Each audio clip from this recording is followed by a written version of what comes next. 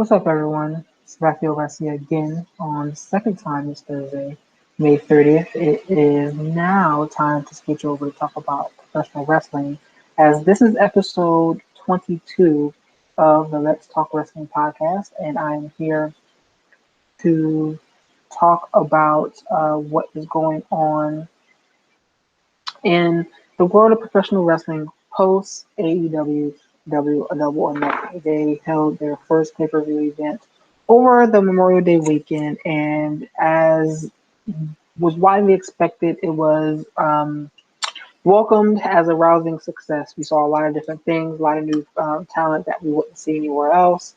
We saw the introduction of Jon Moxley into AEW.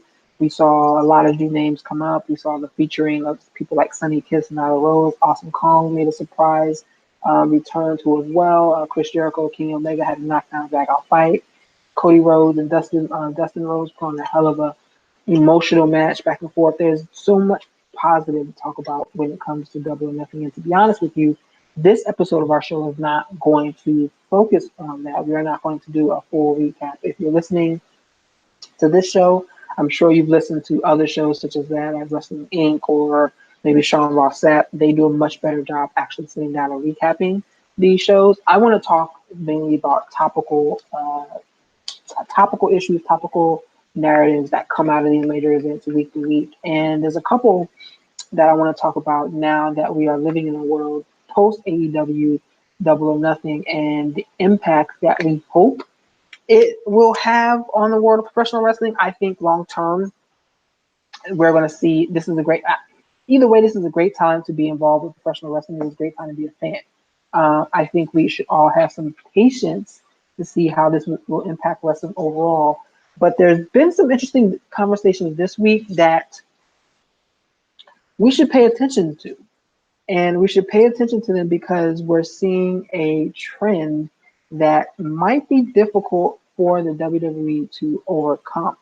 So with that, I'm just going to go ahead and jump into it because, like I said, this is the first week that we had with AEW actually hosting a full show. And many people turned and looked at Monday Night Raw on Monday and Tuesday SmackDown Live to see how would WWE respond. And interestingly enough, they did respond, but they gave us two sides of the same coin. On one hand, we saw content on Monday Night Raw that was absolutely abysmal. We're going to talk about some of the worst pieces of that and what really kind of stuck out to everybody that just made it so bad. But then on the opposite side of that, I think SmackDown was excellent. It was great content. I enjoyed the show.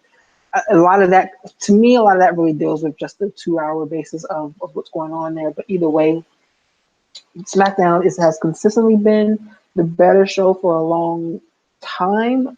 But this week's show gave us an example, something to point towards if we want to say, hey, how can the WWE respond to AEW with strong content that will keep fans engaged and pleased from start to finish? I think that the answer to that question is what we saw on Tuesday. On Monday we got the we got the raw end of the stick there. We definitely got a bad deal because I was so pissed off that I sat down and watched all 3 hours of that show after it was over. That I almost like that was the type of show that would make you say enough is enough. I can't watch this shit anymore. But they rebounded on Monday. You got to look at the writing teams. You got to look at the people that are in charge for each show. But we're going to kind of touch upon some of that today as well. But I also want to talk about the interview that is kind of taken the wrestling world by storm this week. Because if you have not had the opportunity to go and listen to the podcast, Talk is Jericho, because this week Jericho talks to Jon Moxley, Dean Ambrose, and talks about what is funny. I actually just happened to turn my head and I'm looking at a WWE Cup and Dean Ambrose's character is looking right back at me, pretty weird. But that interview is a deep dive into not only what is wrong with Ambrose, but probably what a lot of people are going through right now within WWE. We've seen so many hot takes and so many pieces about a lot of people being upset and frustrated with the way the organization is being run by one Vincent McMahon, and Dean Ambrose lets it all out. Jon Moxley lets it all out and makes it clear as day. It's interesting because A friend of mine, a former training partner, as you guys know, I do Brazilian Jiu-Jitsu, teach that as well in DC. A former training partner of mine in Jersey actually was a former WWE writer, and he was fired by Vince. And he reached out to me to tell me if I had not already listened to the Moxley interview to stop what I was doing and go listen to it, because that is exactly what that atmosphere is like working in. And he worked there years ago, maybe like 4 or 5 years ago. So if to think that the air hasn't changed, it's really a really telling piece here, and I think that the two conversations go together, and we're going to kind of touch upon both of them today. And in reference to my friend who is a writer, I'm not going to name his name now, or he was a former writer for WWE. I'm not going to name his name right now. I am trying to book him to get him on this show within the next couple of weeks or whatever. We'll be able to talk about topics such as that and others, which I think will be a pretty interesting conversation with you all. But anyway, let's go ahead and jump into this conversation about what we are experiencing this first week post AEW and how it is to live in a world after in a wrestling community after AEW double or nothing.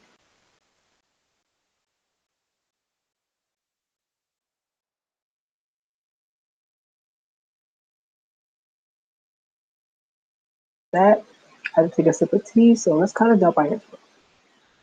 And as I mentioned, a lot of people are looking to see how the WWE will respond. How are they going to react to what was widely considered a great show, what was widely considered better than anything WWE had done in a long, long time?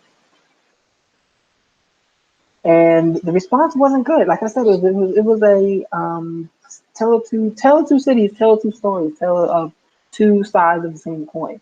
And in one instance, you have Monday Night Raw, where the first wrestling action took place almost an hour and 15 minutes into the show. The main narrative coming into the show was Brock Lesnar was supposed to be selecting who he wanted to face in Kofi Kingston or Seth Rollins.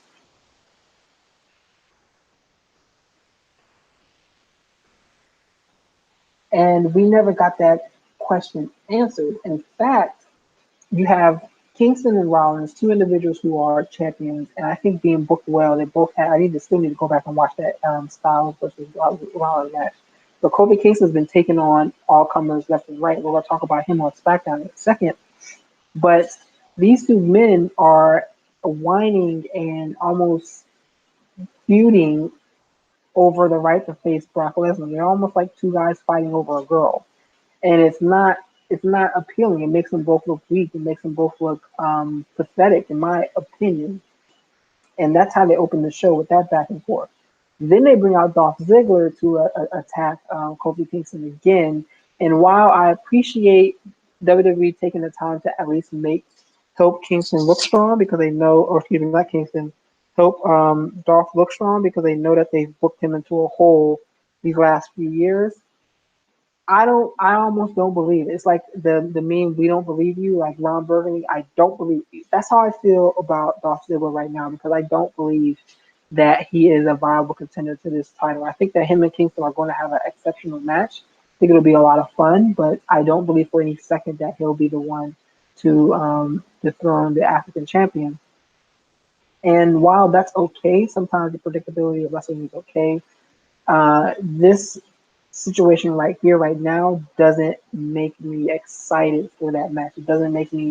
Um, it doesn't make me invested in seeing these two go at it. Now it's kind of rushed, obviously, because of Kevin Owens stepping out of the match with Kingston saying that he does not want to go to Saudi Arabia, which I commend him for. I wish Kingston and more individuals would step up and do the same thing. So I understand why they had to do the quick switcheroo and insert Dolph real quick. Dolph is a capable competitor, former multiple-time champion. He can do the damn thing. But the brevity of this feud and angle doesn't give me any confidence that it's going to have a good blow off. I wouldn't be mad at them if they kept this feud going, extending it beyond the Saudi Arabia Super Show, whatever the hell they're calling it, and giving some additional narrative to this situation here because I mean, it's almost like, the Thanos was right hashtag or Killmonger was right hashtag. I see Dolph's side of the story, in this narrative, and I see that he's upset that he should have been given opportunities such as that Kingston got when Ali got hurt. And it's an interesting twist that he has such praise for Kingston as well. But again, like I said, this doesn't really keep me fully excited for this match. But I want to keep moving from there. They also have the block party segment with the Usos. Again, predictable Memorial Day weekend show planning.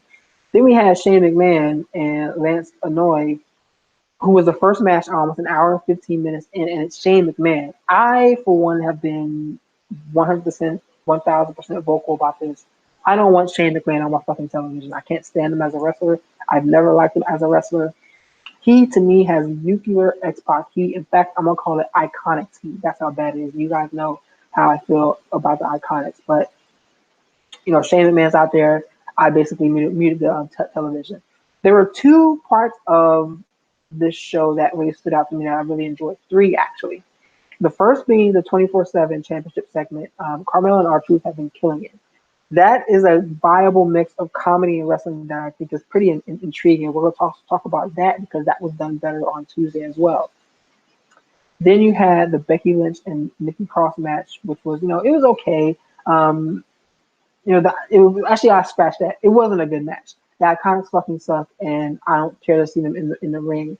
But Becky Lynch didn't look like the force that I've come to enjoy from her. Then they had Lacey Evans do her walk down the aisle thing. The women on Raw are not being booked as strongly as the women on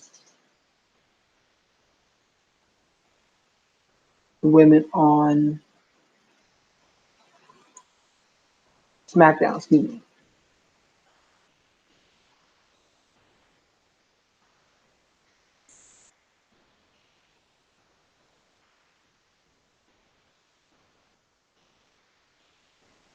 So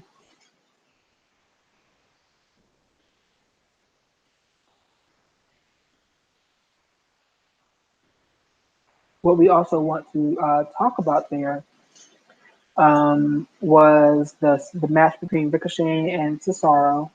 That match was a hell of it was everything I needed in my professional wrestling. Everything I needed. Nice little surprise finish there as well. The Sami Zayn versus Seth Rollins match. That it was a great match from both men, but it continued the fact that Zayn has not been booked correctly since he's been back. I think he could be a great heel for either Kingston or Rollins in any way, shape, or form. But he lost, I think, nearly every. Can't remember the last one. The last match that he won. I mean, seriously, I can't think of the last match that he won since coming back, and his character is so fantastic that it's unfortunate that they keep booking him to lose this way. And again, doing so doesn't make me interested in seeing him face the champion because I don't believe he's going to get the victory.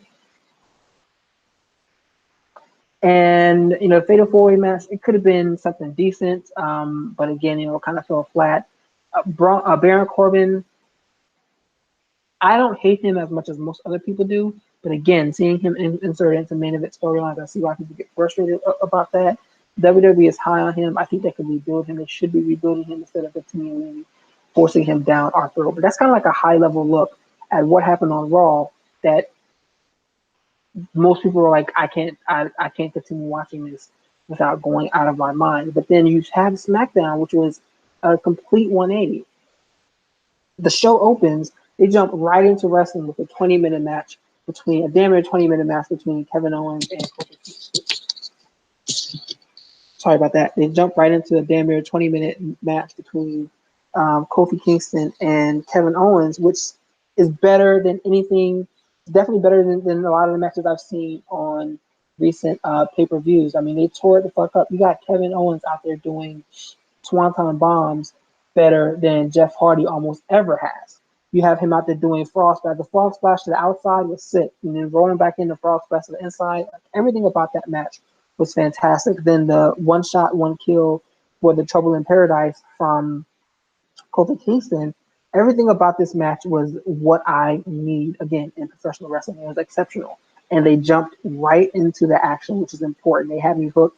Usually, when I turn on a SmackDown or Raw, I kind of walk away from the television for the first couple of minutes because I know I can miss like the first half hour because of dialogue or whatever.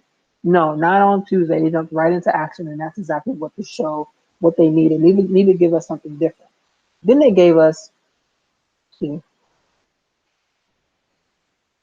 then they gave us Mandy Rose versus Carmella, two women who continue to improve. If some of the guys on the roster improve like these two did, they wouldn't have to complain about the television time. It was a good back and forth match. I don't like the way that they continue going to the well with Sonya Deville with the Sonya Deville distraction leading to the win.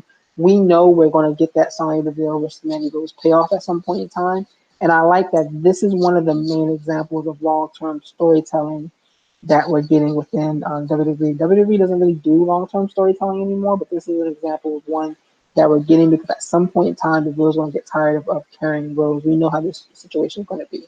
Then we have the 24/7 segment. This was fantastic. Unfortunately, it involved Shane McMahon again, but R-Truth is out there and living the life with his gimmick, and he gets squashed by Drew McIntyre and Elias. Elias wins the belt, and that whole situation just kind of like a clusterfuck. But the main event was booked off of that with Roman Reigns and R-Truth against Elias and McIntyre, and I am a big fan. I'm here for R-Truth being inserted into the main event picture. Now I've called him everything from a minstrel show, et cetera, before his rapping and dancing, but the dude has lived out a great time. Almost, how long has he been? 15 years or so, longer than that, 20 years or so on the WWE roster. He's been doing the damn thing, and I appreciate. I can respect that. So we're gonna come back to that in a second. Then you have the match between Bayley and Lacey Evans, another great wrestling match there. I like the idea. They gave us the idea of Evans and Charlotte Lacey and Charlotte kind of pairing up. That blew up. I wish they wouldn't have went to that too soon. I wish they would have gave us some long-term storytelling there. With those two, I don't necessarily needed to see them as tag team champions, but just kind of like having a mutual partnership in their hatred for Bayley. So that could have been pretty special there. Then we went back to the main event where R-Truth and Roman Reigns defeated Elias and Drew McIntyre, and then Elias got pinned again by R-Truth to get the 24/7 title. So there's a lot to look at SmackDown and say, man, there's a lot that was done here, correct?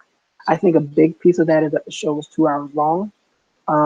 But what was unfortunate was this is such a stark difference than what we have going on Monday Night Raw week in and week out. And if WWE is going to respond in a way to keep us excited and keep us hyped about their content week in and week out, it needs to look more like SmackDown looked this weekend as opposed to Raw. Now, what needs to happen for that to happen? Everyone has their ideas, and we're going to kind of talk about that when we talk about Jon Moxley on Talk is Jericho. But something needs to happen. This whole creative process fucking sucks. It's almost as if Vince doesn't watch SmackDown, so the content developers and the writers there have an opportunity of creating a show that's more about the fan. But on Monday Night Raw, we know who the audience is. The audience is the audience of one, and that is Vince McMahon, which is negatively impacting the content week in week out.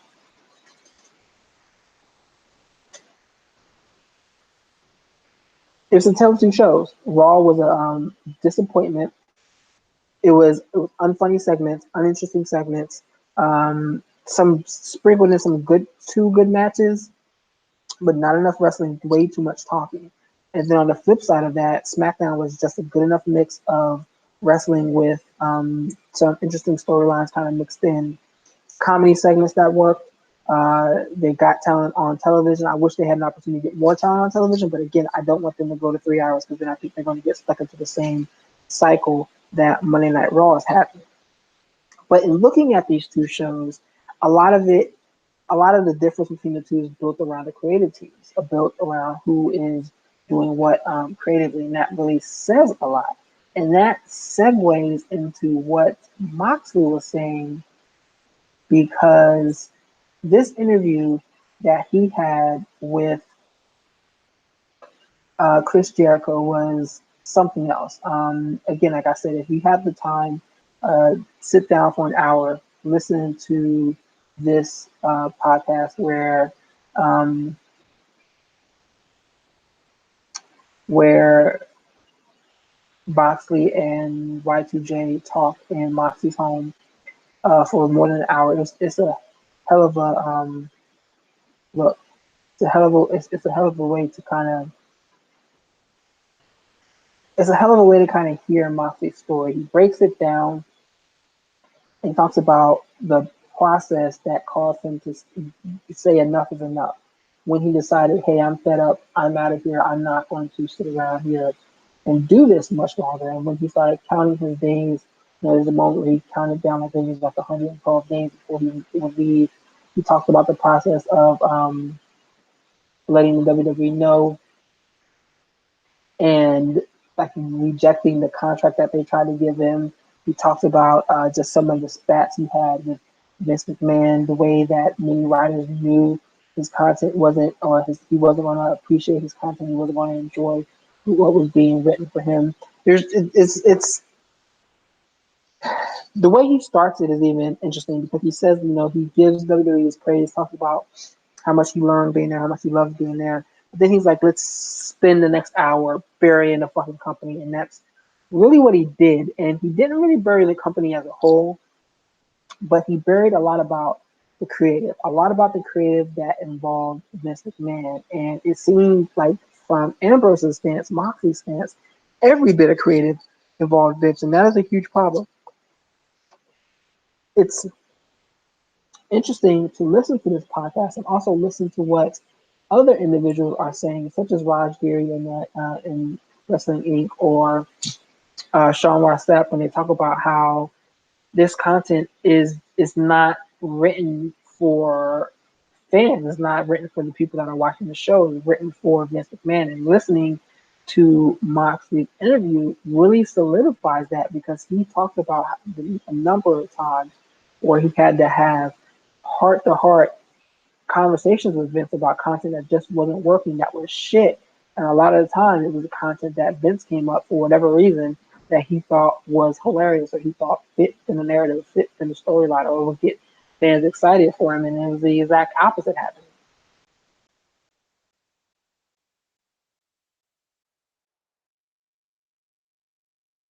Hell, in many ways, listening to what Moxley was saying, it's almost like there's no way this wasn't done on purpose. There's no way that this wasn't a major rib to piss Dean Ambrose off. It almost feels and seems fake, but that was not the case. That's just the way that creative process there went, and nothing good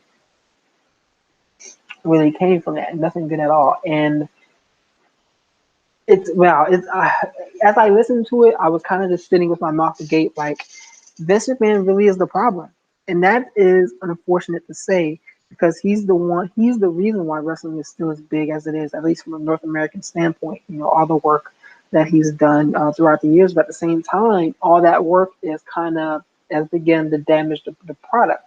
WWE was the only dog in the fight, only big dog in the fight once they purchased WCW and once they won the Monday Night Wars, and that has been the cause, or that has allowed the door to complacency to really open up, and you hear that in Ambrose's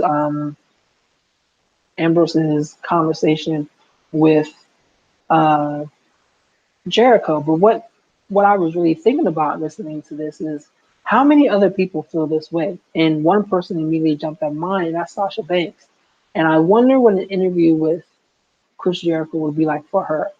I guarantee you it would sound something really similar to what we heard from Moxley. Now, while the response for Moxley's interview has been wide praise, I doubt people will respond to Banks the same way, and that's a gender and racial biases overtones there as well as so many on so many different levels. But you have to wonder how so many people are, or how many people in that organization are feeling. I saw a report from Wrestling Inc. today that talks about that. Now, how a lot of people have listened to Moxie's interview, and they're feeling the same way. I mean, we've seen who Mike Bennett asked for his release. We've seen Neville. You know, he was probably one of the first ones to go through the situation. We've seen the Revival asked. Sasha Banks has asked for hers. Ty Dillinger asked for his. Luke Harper asked. Like so, and these are names. Some of them main event names, some of them not. But names that can put on fantastic wrestling matches. They can do great things if given the opportunity. They may not be a main eventer like Jon Moxley, Dean Ambrose was, but they can definitely be someone who can fill out a card and give us some great wrestling content. And that they were just not given the opportunity to do so. And that's really the continued narrative that we hear in Ambrose's interview. And something else that kind of stood out to me was he he approached Vince in reference to issues that he had with the storyline or with a promo and how it made him come off seeming like an idiot. And Vince, when Moxley told that to Vince, he didn't budge. Almost as if Vince saw him as a joke, which is a problem because if he's one of your biggest stars in the organization, how is it that you see him as such a joke? Like that's a problem. Um, and you have to wonder again, how does Vince really see a lot of the rest of the rest of the people around him?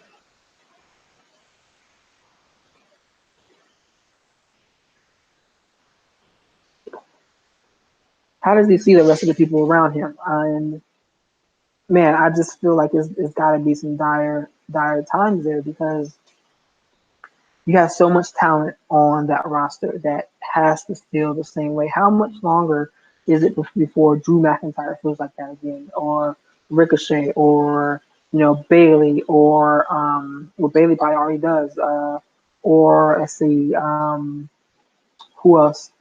You know, Big E or Xavier Woods. Like, how many other individuals feel close to the situation? And I wish there was a way we could get some anonymous statements about this because I wonder what the landscape of wrestling will be like in the next 1 to 3 to 5 years if someone can't pull Vince aside and maybe check him on this stuff. We know it'll never happen, but if what Moxley is saying is 100% accurate, which I believe it is, I wouldn't be surprised if many other wrestlers have that same type of relationship with WWE Creative and with Vince McMahon, and that is a problem. That is a major problem when you look at the talent that is up and down this roster. That is fantastically built up and down this roster. They have some of the best names in the organization. This is a part of the reason why I fear Velveteen Dream being brought up to the main roster because there's no way in hell you can tell me that Vince McMahon has a solid understanding of how to get that character over. No way in hell. I don't want to see it. Same thing with like Io Shirai. I think Shayna Baszler's going to get fucked. Matt Riddle, all those guys. Like, there's no way Vince McMahon at 75, 77 will be able to effectively gauge how to get these men and women over. But he's the one with the pen. He's the one who signs the checks. He's the one with the power. And it's unfortunate that everyone else is kind of getting stuck under that. We've heard Moxley give his case, and we've heard him speak his piece, and it's definitely something that everybody should take the time to go and listen to just to get a better understanding of what is going on with this promotion and why there are drastic changes that are needed, starting at the very top, starting with Vince McMahon. And I don't know when, but we need to get that change at some point in time before it's too late because there is a battle coming between AEW and WWE. And while I don't want to see either organization lose, I want to see both organizations prosper because that will help everyone involved. But those within WWE should definitely be concerned because Moxley did everything the right way and he still left as disgruntled as he did. So that kind of really lets me know that he's not the only one and we're going to continue hearing about this. And I just want to say before I segue out of the show that if you can listen to that interview and you can celebrate and cheer Moxley and still be angry at Sasha Banks or and call her ungrateful, etc., you need to check your unconscious biases from a sexual standpoint, from a gender standpoint, and from a racial standpoint, because both of those overtones come out when you begin to hate on her for damn near doing the same thing that Neville and Revival and so many others have done. So I just want to make sure I say that and put that out there. So with that in mind, we're gonna go ahead and close this week's show. This is episode 22 of the Let's Talk Wrestling podcast. My name is Raphael Garcia. You can catch me at rgarcia_sports. Please be sure to like and share our content when you see the show come out. Subscribe to our YouTube channel. We are one person away from getting our 100 subscribers, which will be a big deal to me. Go over to MMAratings.net to rate the fights. You can also read some of the content that is created there by myself, Shawan Hughes, and Adam Martin. So either that, that's neither here nor there. This is the end of the show. Thank you again for listening to us. Please like and share this content if you see it flowing across the social channels. Thank you, everyone, and have a great day. Enjoy your weekend and be safe.